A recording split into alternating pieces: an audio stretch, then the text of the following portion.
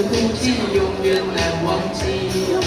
年少的我喜欢一个人在海边，全心不管光着脚丫踩在沙滩上，总是幻想海洋的尽头有另一个世界，总是以为勇敢的水手是真正的男儿，总是一副弱不禁风浪中的样子。